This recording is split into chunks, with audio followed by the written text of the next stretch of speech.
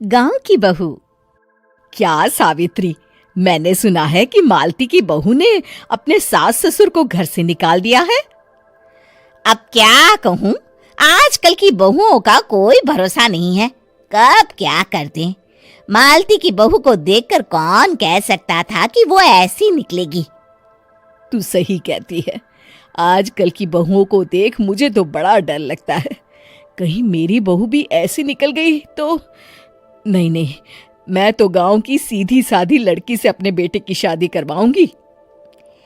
इस तरह एक दिन गायत्री अपने बेटे की शादी गांव में रहने वाली मीना नाम की लड़की से करवा देती है। ये लीजिए माँ जी, आपके लिए गर्मा गर्म नाश्ता और चाय। अरे वाह बहू, सच कह रही हूँ, जब से तू इस घर में आई है मुझे तो बड़ा आराम है। तेरे जैसी बहू तो किस्मत वालों को मिलती है। का माँ जी, अब इतनी भी तारीफ मत करिए ना। धीरे धीरे मीना गायत्री की चहेती बन जाती है और मीना भी गायत्री को कभी शिकायत का मौका नहीं देती थी। फिर एक दिन, ये ले बहू, आज मैं बाजार से तेरे लिए साड़ी लाई हूँ। साड़ी देखते ही मीना का मुंह लटक जाता है। का माँ जी, ये भी कोई साड़ी है?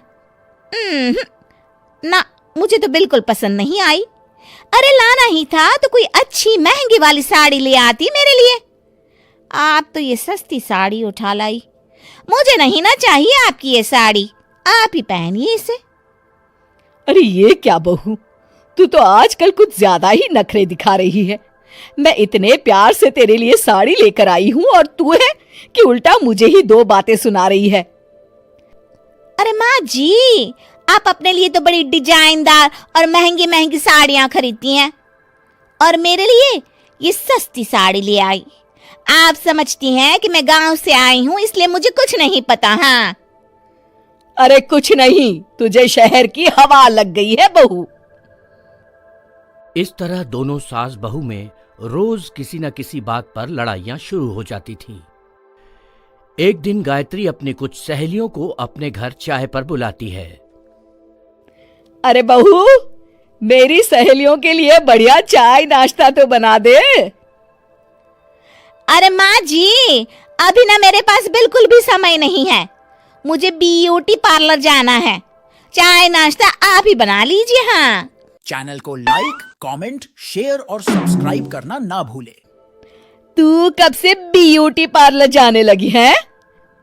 शहर आए 2 दिन नहीं हुए और देखो महारानी के नखरे शुरू हो गए। बस भी करिए माँ जी, आपसे बहस करने के लिए मेरे पास ना बिल्कुल टाइम नहीं है। आपका क्या है, आप समझती हैं कि मैं गांव से आई हूं तो मुझे कुछ नहीं आता, और आप जो रोज रोज मुझसे मेहमान नवाजी करवाती रहती हैं नौकरानी की तरह। मीना के कमरे में जाते ही, अरे ये क्या गायत्री, तू तो अपनी बहू की बड़ी तारीफ कर रही थी, लेकिन ये तो तुझे कुछ समझती ही नहीं। भाई मुझे तो लग रहा था कि तेरी बहू गांव की है तो सीधी सादी होगी, लेकिन इसने तो शहरी बहुओं को भी मात कर दिया। हाँ। अपनी सहेलियों के सामने अपनी बेइज्जती होते देख गायत्री आग बबूला हो जाती है। अरे क्या शहर और क्या गांव, मेरी तो किस्मत ही फूटी थी जो मैं इसे बहू बना के ले आई। भगवान जाने आगे और क्या क्या करेगी।